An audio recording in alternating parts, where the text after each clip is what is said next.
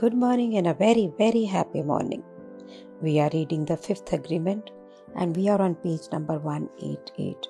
And beautifully the book is creating कि किसी भी मूवी के अंदर, पिक्चर में, नॉवल में या रियल लाइफ ड्रामा के अंदर आपकी कहानी का हाईएस्ट पॉइंट तब आता है जब आपको सच पता लगता है। उससे पहले क्या होता है, सिर्फ ड्रामा ही क्रिएट होता रहता है, टेंशन बढ़ती रहती है जब तक कि सच आता है एक बिल्कुल बड़ी लहर की तरह और सारे झूठ को ख़त्म करता हुआ चला जाता है। जिस समय ज़िंदगी में क्राइसिस भी होते हैं ना, उसके उस मोमेंट ऑफ क्राइसिस के अंदर झूठ सरवाइव नहीं कर सकता सच की प्रेजेंस को, उसी वक्त वो ख़त्म हो जाता है। जहाँ सच आता है झूठ हो ही नहीं सकता, वहाँ पे कोई टेंशन नहीं है। उस समय सच के अंदर शांति, पीस, और आप एकदम रिलीव्ड, शांत महसूस करते हैं क्योंकि ये सारा ड्रामा ख़त्म है। और जब ये सच आपकी ज़िंदगी में आना चालू होता है ना, उस समय ना आपके सारे बिलीफ सिस्टम को ना डर लगता है। उस समय डर, फियर आपके ऊपर हावी होने लगता है और कहता है हेल्प, मदद करो। कहता है पूरी जिंदगी का स्ट्रक्चर जो मैंने पूरी जिंदगी में सीखा, हर चीज पे जिस पे मैंने विश्वास किया, वो तो बिल्कुल टूट फूट रहा है, फॉलिंग अपार्ट। और मैं इन झूठ के बिना जिंदगी कैसे जीऊंगा? और अगर मैं किसी चीज़ पे विश्वास ही नहीं करूँगा, मैं गॉसिप नहीं करूँगा, मैं ये अड़ंग शड़ंग बातें नहीं करूँगा, लोगों के बारे में कुछ बोलूँगा नहीं, तो मेरे पास तो कोई बात करने को लिए नहीं होगी। तो राइटर कहता है एग्जैक्टली यही मैं आपको बताना चाहता हूँ। वो कहती है, राइटर कहता है, लोग पूछते हैं मुझसे कि अगर मैं किसी भी सिंबल्स पे विश्वास नहीं करूँगा, अगर हर शब्द में से फेथ, विश्वास निकल जाएगा, भरोसा निकल जाएगा, तो मैं किसी और से बातचीत कैसे करूँगा, कम्युनिकेट कैसे करूँगा, मैं मेरी ज़िंदगी को कैसे सरवाइव करूँगा? क्योंकि अब उसके नीचे तो कोई नींव ही नहीं है, कोई फाउंडेशन ही नहीं है। आप ये देखिए, पावर ऑफ डाउट, शक अब उनके माइंड, उनके मस्तिष्क में चल रहा है और ये पहले से भी बड़ा है इस समय। सो पेज नंबर पे 190 पे बहुत ही ब्यूटीफुली बुक आपको कहती है, अगर आपको ये याद हो कि जब आपने बोलना सीखने से पहले, जब आप बिल्कुल और जानवरों की तरह थे, तो उस समय आप बिना शब्दों के कैसे बातचीत करते थे, कम्युनिकेट करते थे ना? कैसे? अपने इंटेलेक्ट को यूज करके, बिना शब्दों को यूज किए। तो कहता है कि मैं चाहता हूं कि जो चीज तुम भूल गए, जो तुमने खो दी बहुत सालों पहले, उसे आप रिकवर करें, वापस अपनी जिंदगी में लाएं, वापस जाएं उस ऑथेंटिसिटी, उस अपने सच्चे सेल्फ में जो आपका था इससे पहले कि आपने बोलना सीखा। उस सच्चाई को एक्सपीरियंस करें।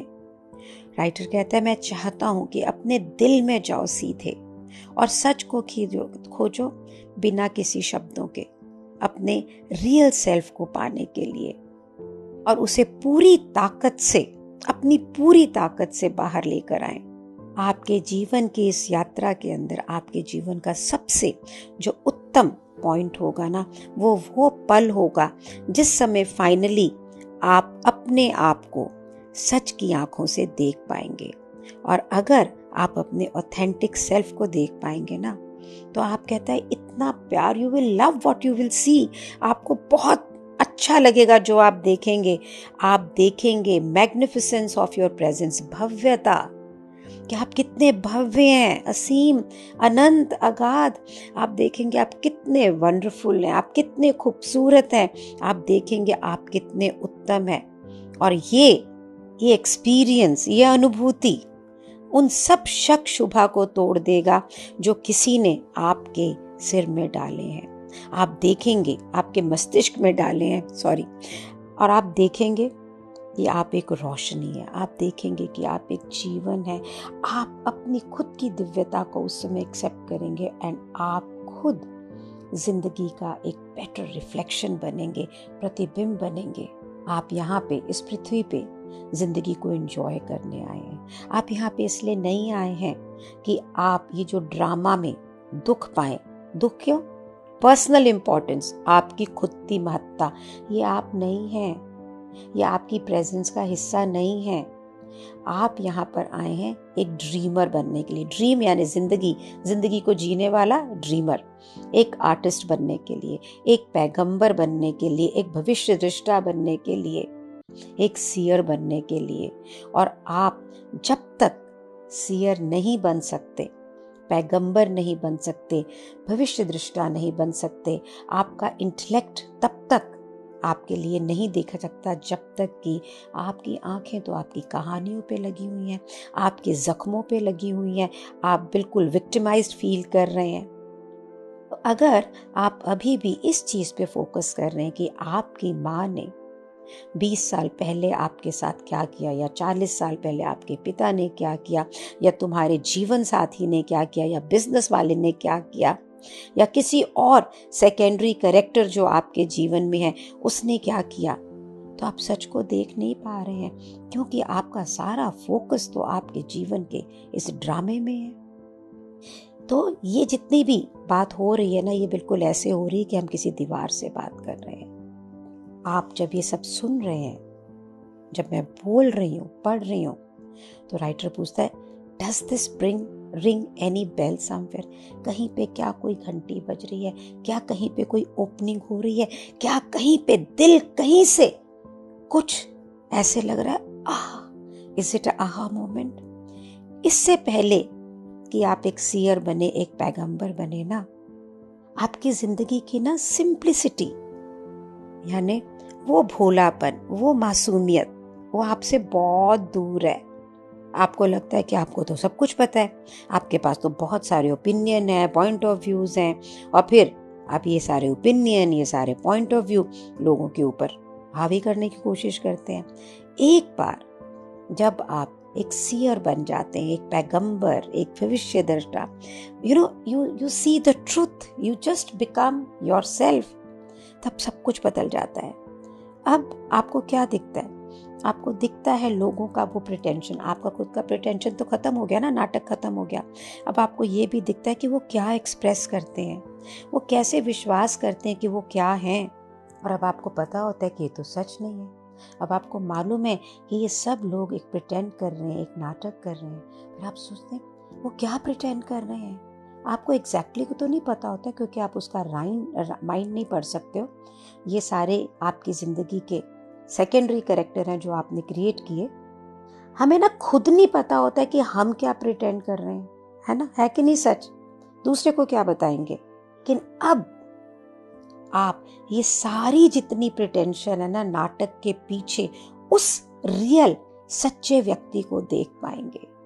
और आप सोचिए, जब आप उस सारे नाटक के पीछे उस रियल व्यक्ति को देख पाओगे, तो क्या आप उसको प्यार नहीं करोगे? है ना? बिल्कुल आपकी तरह ये सामने वाला सच्चा व्यक्ति, जब उसका कोई प्रिटेंशन नहीं है, कोई कुछ नहीं ना, ये बिल्कुल आपकी तरह ही है। इन्फिनिट, असीम, अनंत, आबाद। इस व्यक्ति के भी कुछ नहीं है सिंबल से लेना देना, बिलीफ सिस्टम से लेना देना, जो कि ये बहुत सारे ज्ञान से आया हुआ है। इस रियल व्यक्ति का भी किसी भी कहानी से कुछ लेना देना नहीं है। जिस समय आप सीयर बनते हैं, पैगंबर बनते हैं ना, उस समय आप इन स्टोरीज के पीछे देख पाते हैं, आप समझ पाते हैं लोगों को, लेकिन वो अपने आप को नहीं समझ पाते हैं। इसलिए वो किसी भी तरीके से आपको नहीं समझ पाएंगे, और उन्हें कोई ज़रूरत भी नहीं है समझने की, क्योंकि इस समय अगर आपको तो समझ है, अब आप सच देख पा रहे हैं, मेजॉरिटी ऑफ ह्यूमन बीइंग्स, उनमें ये सचेतना ही नहीं है जो अब आप में है। उन्हें नहीं मालूम है कि वो कैसे हैं, क्यों हैं, क्या है। उन्हें कोई आइडिया नहीं है कि वो सिर्फ जीवन के अंदर सिर्फ सरवाइव कर रहे हैं, सिर्फ जी रहे हैं, जीवंत नहीं है। उन्हें किसी के ऊपर विश्वास करने की ज़रूरत नहीं है, लेकिन वो हर एक के ऊपर विश्वास करते हैं। उन्हें अपने ऊपर विश्वास नहीं है बिल्कुल भी। उन्हें पता ही नहीं है कि वो कितने महान हैं। वो सिर्फ अपने ज्ञान को देखते हैं। ये ज्ञान उन्हें बिल्कुल एक धुंध की तरह लपेटे में रखा रखता है, जिसके आगे कुछ नहीं दिखता। पेज नंबर 193 पे बुक कहती है, कल्पना करें कि आप हजारों लोगों के बीच में जो बिल्कुल ड्रंक हैं, बिल्कुल शराब के नशे में हैं, आप ही एक सोबर व्यक्ति हैं। तो क्या आप इन लोगों के साथ में किसी भी प्रकार का डिस्कशन, वार्तालाप, वाद विवाद करेंगे जिस समय वो एक नशे में हो? आप उन पे विश्वास करेंगे जो भी वो बोल रहे हो, क्योंकि आपको पता है कि वो सच बोल ही नहीं रहे हैं। आपको ये इसलिए पता है कि एक समय आप भी इस तरह से ड्रंक थे, शराबी थे। आपको अब मालूम है कि उस समय आपने भी जो बोला उसमें से कुछ भी सत्य नहीं था। अब क्योंकि आप में जागृति है, आप में सचेतना है, तो आप ये देख सकते हैं, समझ सकते हैं कि किस प्रकार से ये जो माइंड्स हैं ये व्यवहार करता है, ये कैसे ऐसा बन गया है। अब आप में ये सचेतना आ गई तो इसका मतलब ये नहीं है कि आप इन लोगों से कोई बेटर हो गए हो, कि आप इनसे कोई सुपीरियर हो गए हो, कि इनसे कोई ज़्यादा इंटेलिजेंस आ गया। This has nothing to do with intelligence. बल्कि जब आप इस चीज़ के प्रति अवेयर होते हैं ना, जब आपको ये मालूम पड़ता है, तो आप बहुत विनम्र हो जाते हैं। अब आप किसी चीज़ के लिए कुछ केयर नहीं करते हैं। और ना केयर करने के दो तरीके हैं। एक विक्टिम व्यक्ति की तरह, फर्स्ट अटेंशन में जो था, मुझे कोई परवाह नहीं है, आई डोंट केयर। और रियल में विक्टिम व्यक्ति बहुत केयर करता है, हर्ट होता है, जख्मी होता है, उसे बहुत बुरा लगता है, बहुत सारे इमोशनल वुंड होते हैं, बहुत सारा इमोशनल पॉइजन होता है। और डिफेंस मैकेनिज्म कहता है no I don't care, no I don't care. They care but they don't believe, but they say I don't care. लेकिन जिस समय आप पैगंबर होते हैं, जिस समय आप एक सीयर होते हैं, उस समय आपके लिए सब इंसान बिल्कुल प्रिडिक्टेबल बन जाते हैं। प्रिडिक्टेबल का मतलब जैसा आप सोचते हैं वैसा, मतलब पूर्व मालूम होता है कि भाई बंदे ने ऐसे ही करना है और वो ऐसे ही कर रहा है। अब आप देख पाते हैं कि ये सारे इंसान अपने जीवन के अंदर एक विक्टिम है और अपने कैरेक्टर के अंदर फंसे हुए हैं, और ये उनका पॉइंट ऑफ व्यू है, और ये सिर्फ उनका पॉइंट ऑफ व्यू है, उनका दृष्टिकोण है। जैसे कि वो अपनी जिंदगी को देख रहे हैं बड़ी संकीर्णता के साथ में, और क्योंकि उनके बिलीफ सिस्टम एक शीशे में उनको वही दिखाते हैं जिसके ऊपर वो विश्वास करते हैं। और ये तो ऑब्वियस है ना, अब आपको पता है कि ये सच नहीं है। वो दिखाते हैं और वो वही प्रोजेक्ट करते हैं, वही दिखाते हैं जो वो आपके बारे में विश्वास करते हैं। लेकिन अब आप कोई भी चीज़ को पर्सनली नहीं लेते हैं, क्योंकि अब तो कोई इंजम्पशंस आप बनाते नहीं हो ना। अब आपको मालूम है कि जो वो बोल रहे हैं वो उनके बिलीफ सिस्टम पे आधारित है, इट इज़ नॉट दे। आपको मालूम है कि जो वो दिखा रहे हैं वो विश्वास करते हैं कि वो वैसे हैं, और आप बिल्कुल वैसा ही तो पहले करते थे ना। जब ईसा के अनुयायियों ने उनको जो सूली पे चढ़ा रहे थे लोग, उनको बुरे शब्द कहे, तो उन्होंने बोला they don't know what they are doing, this is exactly what it means. He was a seer, पैगंबर। ही न्यू कि ये लोग जो मुझे मार रहे हैं, कर रहे हैं, उन्हें पता नहीं है कि वो क्या कर रहे हैं। You know, I'm getting so much aware. There was so much of hurt in me when my children said कि you don't care, you're not a good mother. मैंने कितने साल इस दुख में निकाल दिए। अब जब मैं ये अंडरस्टैंड कर रही हूँ कि उनके बिलीफ सिस्टम में एक खास किस्म की माँ थी। वो माँ का बिलीफ सिस्टम कहाँ से आया? नानी से, दादी से, जो रात को 2 बजे भी उनको खाना बना के खिलाती थी, जो उनकी हर नास हाँ को हाँ ही करती थी। मैं एक ऐसी माँ नहीं थी। मैं फर्स्ट वर्किंग वुमेन थी अपने घर के अंदर, मैं स्पष्ट थी। तो अब जब मैं ये रियलाइज कर रही हूँ, अगर ये शायद अवेयरनेस जल्दी आती तो हमारे रिलेशन बहुत अच्छे होते। Now they are really good, but and that's only and only because of this book reading and your being with me in this journey. Thank you so much for being in my life. देखिए हर व्यक्ति क्या कहता है।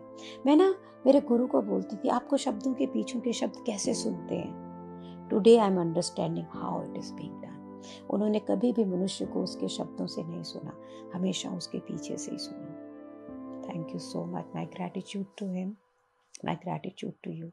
Thank you so much for being in my life. Thank you so much.